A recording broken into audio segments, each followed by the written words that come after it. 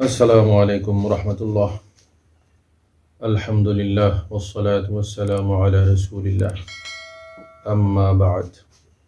وعن ابن عباس رضي الله تعالى عنه قال: مر النبي صلى الله عليه وسلم بقبرين فقال: إنهما لا يعذبان وما يعذبان في كبير أما أحدهما فكان لا يستتر من البول وفي رواية لمسلم لا يستنزه من البول وأما الآخر فكان يمشي بالنميمة ثم أخذ جريدة رطبة فشقها بنصفين ثم غرز في كل قبر واحدة. قالوا: يا رسول الله لما صنعت هذا؟ فقال: لعله أن يخفف عنهما ما لم ييبسا মুত্তাফাকুন আলাইহি। সম্মানিত দর্শক মণ্ডলী, আমরা মেশকাত শরীফের কিতাবুত তাহারাত থেকে একটি হাদিস আলোচনা করবার জন্য চয়ন করেছি। ইলমে হাদিস অত্যন্ত গুরুত্বপূর্ণ বিষয়, যেহেতু ইসলামী শরীয়তের বা ইসলামী জ্ঞানের দ্বিতীয় স্তম্ভ বা দ্বিতীয় সূত্র হচ্ছে হাদিস শরীফ। তো হাদিসের জগতের হাদিসের কিতাবদের মধ্যে সবচেয়ে বেশি প্রসিদ্ধ এবং যে কিতাবটা আমাদের দেশের সকল শ্রেণীর মাদ্রাসার মধ্যে সিলেবাসভুক্ত কিতাব, সেই কিতাবটাকে আমরা সিলেক্ট করেছি। এবং এই কিতাবের মধ্যে 60 কম 6000 হাদিস রয়েছে। সব হাদিস তো আলোচনা করা যাবে না, এবং অনেক অধ্যায় রয়েছে, চ্যাপ্টার রয়েছে, সকল চ্যাপ্টারটি আলোচনা করা যাবে না। তাই আমরা বেশি গুরুত্বপূর্ণ চ্যাপ্টার থেকে এবং বেশি গুরুত্বপূর্ণ হাদিসটা আলোচনা করবার ইচ্ছা পোষণ করেছি। তো আজকে কিতাবুত তাহারাতের মেশকাত শরীফের 42 পৃষ্ঠা থেকে একটি হাদিস আমি আপনাদের সামনে পেশ করেছি। হযরত ইবনে আব্বাস হাদিসটি রওয়ায়াত করেছেন। তিনি হচ্ছেন আল্লাহ রাসূল সাল্লাল্লাহু আলাইহি ওয়াসাল্লামের সম্পর্কে চাচাতো ভাই এবং রঈসুল মুফাসসিরিন। ইলমে তাফসীরে তার চেয়ে অধিক জ্ঞানী এবং অধিক পাণ্ডিত্যের অধিকারী আর কোনো সাহাবী ছিলেন না, এজন্য তাকে রঈসুল মুফাসসিরিন বলা হতো। তো তিনি বলতেছেন, রাসূল করিম সাল্লাল্লাহু আলাইহি ওয়াসাল্লাম একদিন দুটো কবরের পাশ দিয়ে যাচ্ছিলেন। ইতিমধ্যে তিনি বলে উঠলেন, ইন্নাহুমা লা ইউআযাবান, এই কবরের মধ্যে যে দুইজন লোক শায়িত আছেন তাদের এই কবরের মধ্যে শাস্তি দেওয়া হচ্ছে। তারপরে মহানবী সাল্লাল্লাহু আলাইহি ওয়াসাল্লাম বললেন, ওয়ামা ইউআযাবান ফি কাবীরিন, এই দুই ব্যক্তিকে তাদের কবরে আসলে বিরাট কোনো কারণে শাস্তি দেওয়া হচ্ছে না।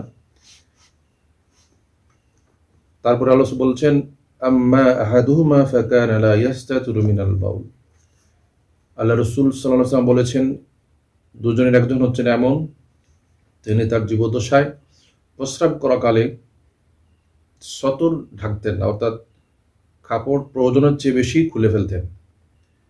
এই হচ্ছে প্রথম ব্যক্তির কবরের শাস্তি পাওয়ার কারণ। ওয়াফি রিওয়ায়াতিল মুসলিম শরীফের বর্ণনা রয়েছে, ওই ব্যক্তির কারণটা ছিল, শাস্তি পাওয়ার কারণটা ছিল লা ইয়াস্তানজিহু মিনাল বাউল, তিনি প্রস্রাব থেকে ভালো করে বা যথার্থভাবে পবিত্রতা অর্জন করতেন না। ওয়া আম্মাল আখারু ফাকানা ইয়ামশি বিন নামিমাতি, 2 নম্বর ব্যক্তি যিনি কবরে শাস্তি পাচ্ছেন, তার সম্পর্কে মহানবী সাল্লাল্লাহু আলাইহি ওয়াসাল্লাম বলেছেন, তিনি জীবদ্দশায় চুগলখড়ি করতেন, পরনিন্দা করে বেড়াতেন, এ কারণে তাকে কবরে শাস্তি দেওয়া হচ্ছে। সুম্মা আখাযা জারিদাতান রাতাবা, তারপরে মহানবী সাল্লাল্লাহু আলাইহি ওয়াসাল্লাম খেজুর গাছের একটা শাখা বা ডাল, তাজা খেজুর গাছের তাজা ডাল তিনি গ্রহণ করলেন। ফাশাক্কাহা বিনিসফাইন, এবং এই ডালটাকে দুভাগে ভাগ করে নিলেন। সুম্মা গরাজা ফি কুল্লি কাবরিন ওয়াহিদাতান, এবং একটি করে উভয় কবরের মধ্যে গেড়ে দিলেন। তারপরে সাহাবায়ে কেরাম রাসূল করিম সাল্লাল্লাহু আলাইহি ওয়াসাল্লামের কাজ দেখে প্রশ্ন করলেন, ইয়া রাসূলুল্লাহ লিমা সানা'তা হাদা, আপনি কাজটি কেন করলেন, এই কাজ করার ফায়দাটা কি? ফাকালা, তখন রাসূল করিম সাল্লাল্লাহু আলাইহি ওয়াসাল্লাম জবাব দিলেন, লাআল্লাহু আন ইউখাফফিফা আনহুমা মা লাম ইয়াইবাসা, যতক্ষণ পর্যন্ত গাছের এই দুটি শাখা বা এই দুটি ডাল সতেজ থাকবে, জীবিত থাকবে, ততক্ষণ পর্যন্ত ওই ডাল দুটো আল্লাহর তাসবিহ পাঠ করবে। আর এই তাসবিহের বরকতেই কবরস্থ ব্যক্তি আযাব থেকে রেহাই পাবে বা তাদের আযাবটা আল্লাহ তাআলা হালকা করে দিবেন। আমরা এখান থেকে শিক্ষা নিতে পারছি যে রাসূল করিম সাল্লাল্লাহু আলাইহি ওয়াসাল্লাম বলছেন, লা ইউআযাবান, মানুষ সাল্লাম ছিলেন পৃথিবীর ভূপৃষ্ঠে এবং দুটি কবর ছিল মাটির নিচে। মহানবী সাল্লাম বলছেন, লা ইউআযাবান ওমা ইউআযাবানি ফি কাবিরিন, তিনি বলছেন এই দুটি ব্যক্তির দুটি কবরেই শাস্তি দেওয়া হচ্ছে, এবং শাস্তি কি কারণে, তাদের কি ত্রুটি ছিল, সে কারণ দুটি আল্লাহ রাসূল সাল্লাল্লাহু আলাইহি ওয়াসাল্লাম ইরশাদ করেছেন।